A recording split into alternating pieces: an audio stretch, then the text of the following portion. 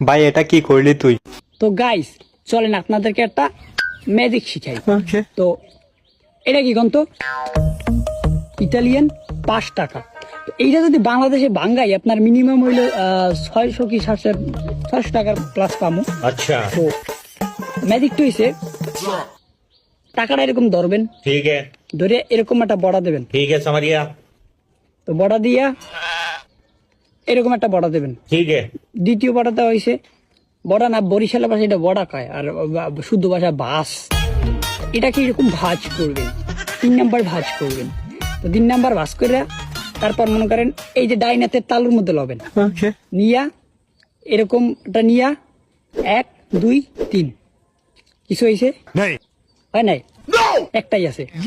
আবার 1 2 3 কিছু হয়েছে হয় নাই।